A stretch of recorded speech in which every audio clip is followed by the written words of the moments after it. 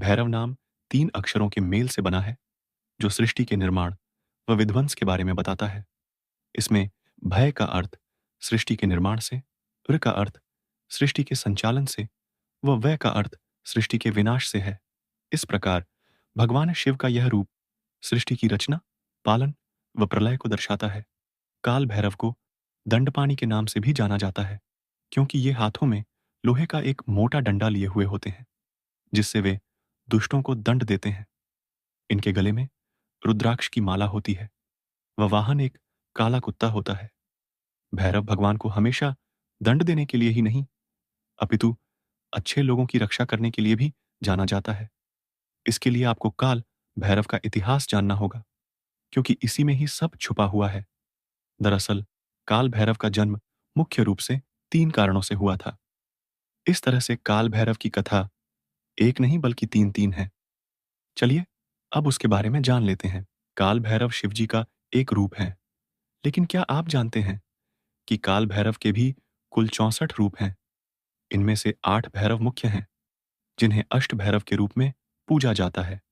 काल भैरव के जन्म से जुड़ी 3 कथाओं में यह एक कथा है।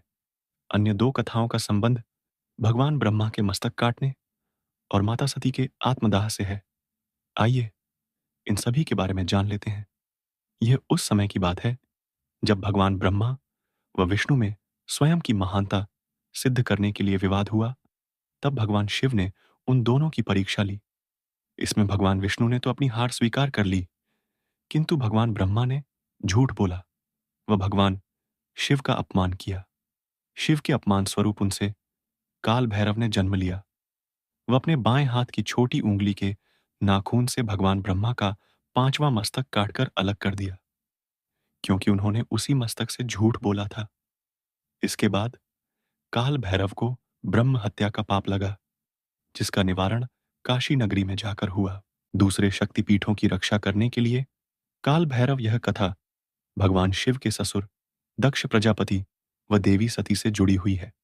जब माता सती ने अपने पति भगवान शिव का अपमान देखकर अपने पिता के द्वारा आयोजित यज्ञ में कूदकर अपने प्राणों की आहुति दे दी, तो भगवान शिव माता सती का मृत शरीर लेकर चारों दिशाओं में दौड़े। तब भगवान विष्णु ने अपने सुदर्शन चक्र से माता सती के मृत शरीर को 51 टुकड़ों में काट दिया, जो पृथ्वी पर 51 स्थानों पर गिरे। जहां जहां माता सती के शरीर के टुकड़े गिरे, वहां आज आदिशक्ति को समर्पित शक्तिपीठ स्थापित है। जब भगवान शिव ने यह देखा, तो उन्होंने अपने भैरव अवतार को भी हर शक्तिपीठ की रक्षा करने को भेजा। आज आप जहां भी शक्तिपीठ पाएंगे, उसके पास भैरव बाबा का मंदिर भी पाएंगे, जो उनकी रक्षा करते हैं। हम नवरात्र का पावन पर्व मनाते हैं व अष्टमी या नवमी के दिन अपने घर में कंजकों को जिमाते हैं। इसमें कंजकों के साथ एक भैरव बाबा को जिमाने की भी प्रथा होती है। ऐसा ऊपर दी गई कथा के कारण ही किया जाता है, जिसमें भगवान भैरव माता रानी की रक्षा के लिए होते हैं। असुरों का नाश करने के लिए एक बार देवताओं व दानवों के बीच भयंकर युद्ध हुआ, तो भगवान शिव ने अपने पराक्रम से 8 भैरवों की रचना की, जिन्हें अष्ट भैरव कहा गया। इन अष्ट भैरवों से 7 से 7 अन्य भैरवों की रचना हुई। इस तरह कुल 64 भैरव बने, जो 8 से 8 के समूह में थे, जिनका नेतृत्व हर 8 में से एक भैरव कर रहा था।